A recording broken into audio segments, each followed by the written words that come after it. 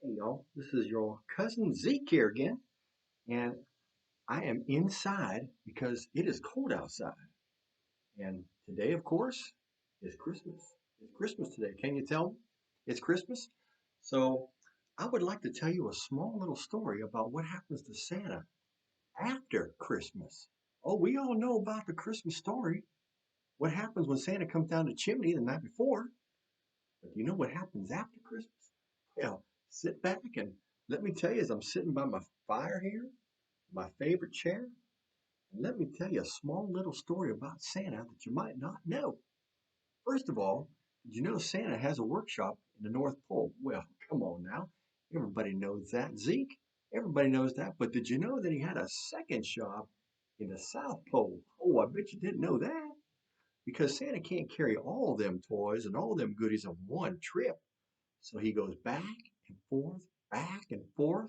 He goes from the North Pole, hits as many houses as he can, and then when he comes around the other side, he stops at the South Pole, and then he gets some more, and he keeps going around. So he does an orbital thing like this.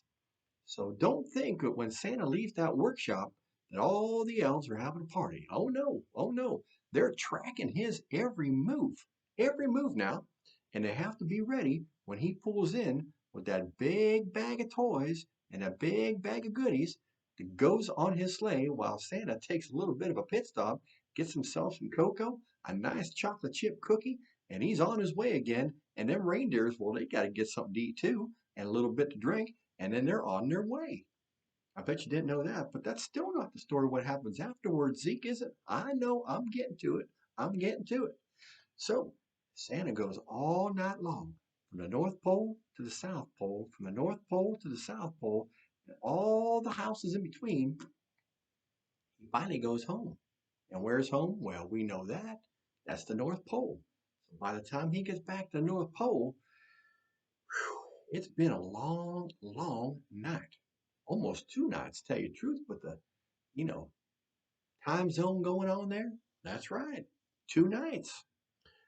When he gets back, everybody's sleeping.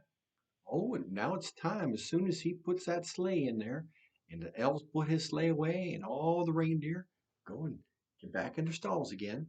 Well, Santa goes for a sleep, and the elves go for a sleep too. Now, as they're all sleeping, they sleep for at least 2 days. 2 days. 2 days. So they're sleeping right now. Oh, it's Christmas Day. Oh, yes, they're sleeping. Santa got started before. So they're sleeping. They'll wake up sometime tomorrow. Then it's the party time. Oh, yes, it is. They have a good old party, but not the North Pole. No. Oh, you mean to go to the South Pole? Oh, no, no. They all get into different little sleighs, and the reindeers each have a little sleigh to take, and they all meet in an island in the South Pacific. Yes, they do. It's a secret island. I've been there, but I can't tell you where it's at. Zeke has been every place. Okay, that's where you got the hat. You got to wear the hat if you're going to be there.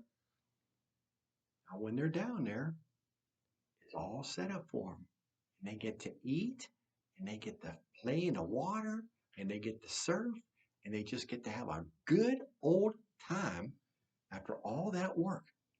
Now they're there the rest of the week. Oh yes, rest of the week could be 3, could be 4 days, and then guess what? Back to work. Back to work. North Pole, South Pole, wherever you got to go, they all go back to work and they start making things right away. Right away. Now, those lists just keep coming, keep coming all year long. Now, what does Santa do? Well, he supervises everything. He sure does. But Santa doesn't stay at the North Pole. No, he doesn't. He goes into different cities and different towns incognito. You know what that means? Nobody can tell who he is. And he walks amongst everybody. Yes, he does. And he wants to see what the Christmas spirit is going to be like for the next year.